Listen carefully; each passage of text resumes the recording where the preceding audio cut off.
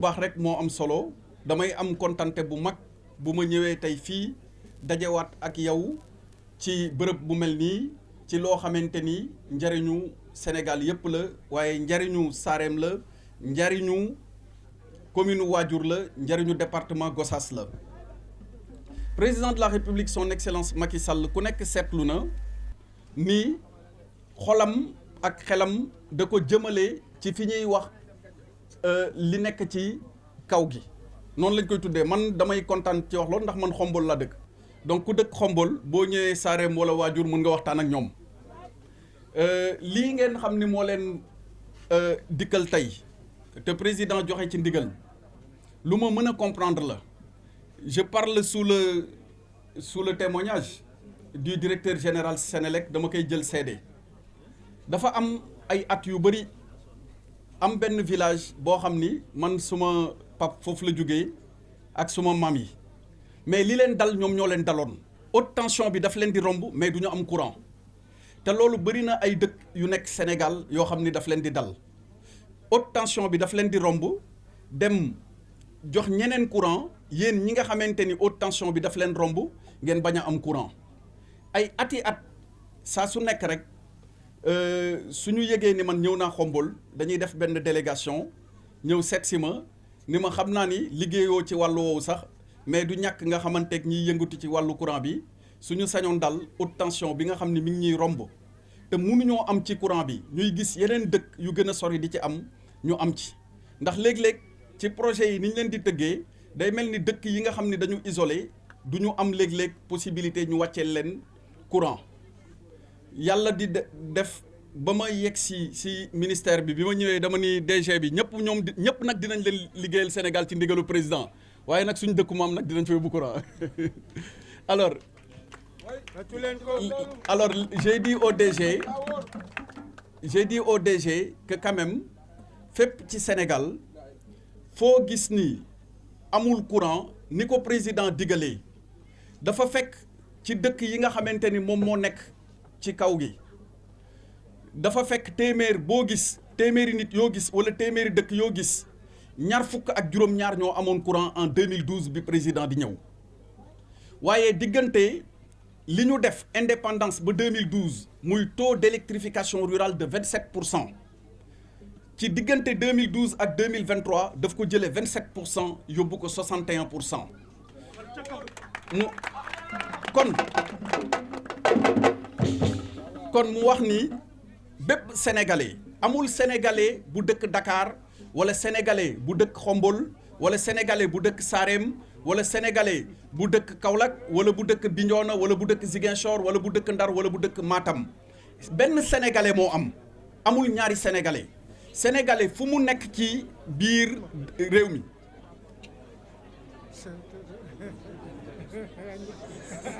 bon xam naa dama leen di ñaan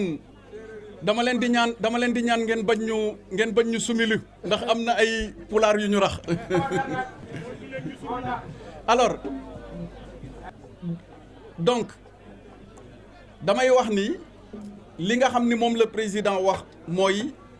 bépp sénégalais ak fu mu nekk ci Sénégal moo xam ci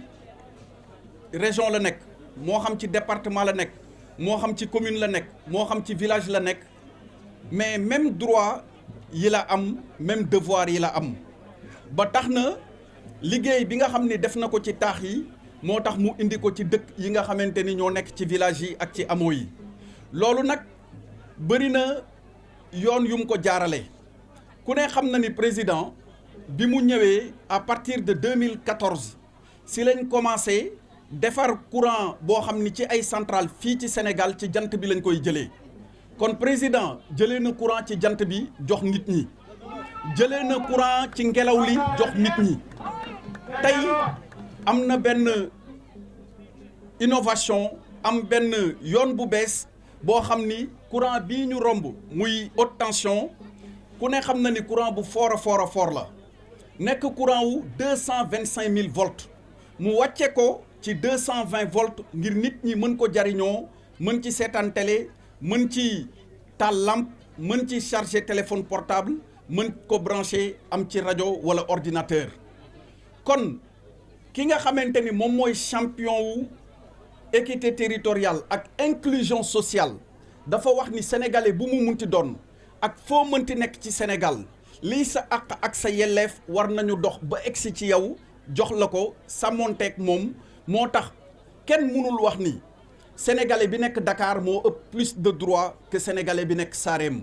sénégalais bi nekk Dakar ni mu amee droit am courant ba pare di ñaan courant bi ci njëg lu yomb noonu la sénégalais bi nekk Sarem amee droit am courant ba pare di ko ñaan ci njëg bu yomb waaye bu fekkente ni dañuy concentrer lépp ci réewu taax yi mel ni ñi nekk ci village yi ak ci hameau yi dañ leen di fàtte te loolu président defu ko moo tax mu jëlee 27% yóbbu ko 61%. Il faut que ñu xam ni Sénégal benn bopp la kenn mënu ko xar ñaar te lépp li nga xamante ni war nañ ko def war ko taxawu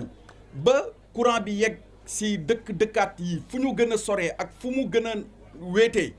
loolu mooy li nga xamante ni mooy programme électrification rurale bi su sottee 2026 accès universel bi dinañ ko atteindre. may féliciter bu baax encore le directeur général de Sénélec di wax ni am nañ programme bu mag ak ALGA pour électrifier environ 300 villages te buñ ci noppee li ñuy construire ci réseau pour le transport dina yegg plus de 3000 kilomètres yoo xamante ni dinañ ko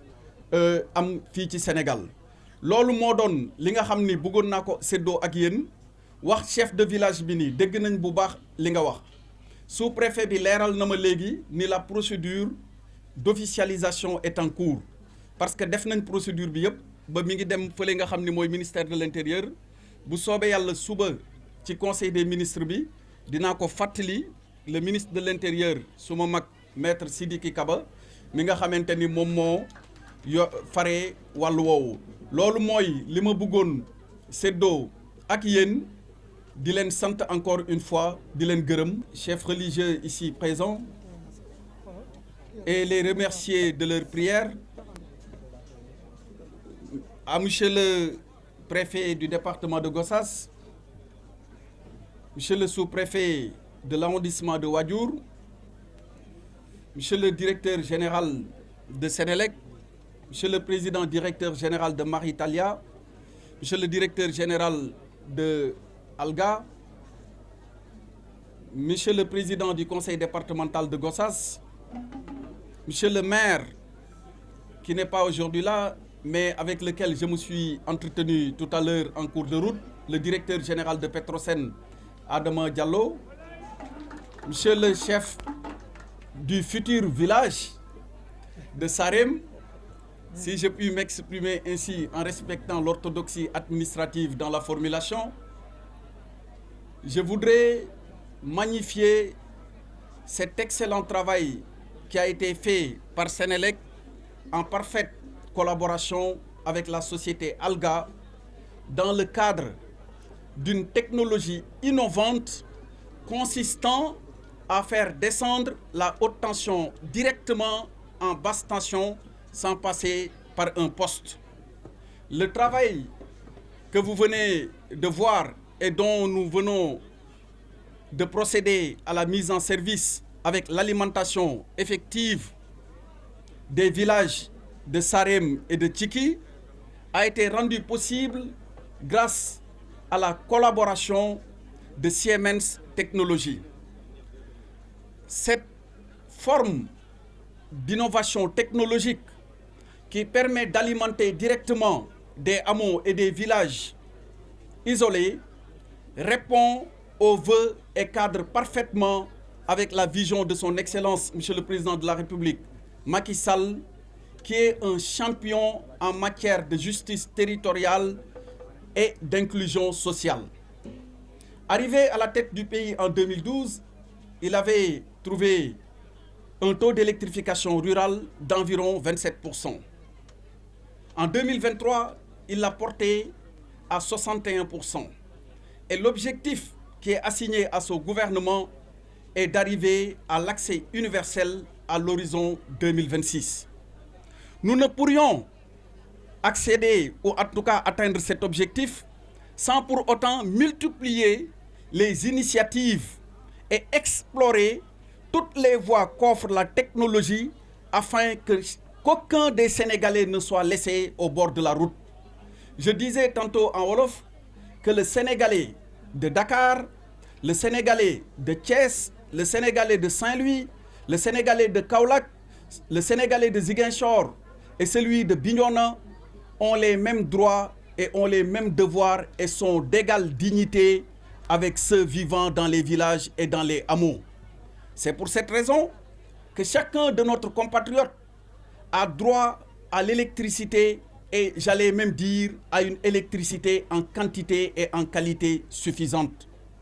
C'est dans cette perspective que des projets de cette nature vont être multipliés afin de couvrir le territoire national en atteignant l'objectif de l'accès universel tantôt rappelé. Je voudrais, avant de terminer, engager le directeur général de Sénélec ici présent d'accélérer la cadence. Je sais que vous y êtes, mais avec les axes stratégiques développés dans le cadre du nouveau concept de notre gaz, avec notamment le gaz to power, accélérer la conversion des centrales qui devront désormais utiliser le gaz pour atteindre plus rapidement et plus efficacement cet objectif. Je voudrais vous remercier de votre aimable attention et vous souhaite le meilleur dans le cadre de l'utilisation de ce nouveau joyau qui vient d'être mis à votre disposition. Et pour terminer, je vais revenir en wolof et j'aurais dû commencer par là. Mangi mastawu bu baax waa dëkk bi di mastawu bu baax waa tund bi ci loolu nga xamante ni moom moo fi xew démb di suñu rak di suñu jarbaat bi ñu ñàkk di ñaan yàlla mu yeggalee ndawam ca aljana firdawsi di ñaan yàlla ñi nga xamante ni mooy ay waajuram yàlla may leen xolu muñ ñi doon ay àndandoom yàlla teg ci ñoom loxo ba ñu doon ay magu diine magu l'islam may nag terminer par un dernier mot di remercier di nuyu bu baax di sant bu baax honorable député Ndeye Dia nga xamante ni moom sama goro la ndax rakkam moom mooy denc ku ma bokkal ndey ak baay maa ngi leen di sant di leen gërëm jërëjëf merci beaucoup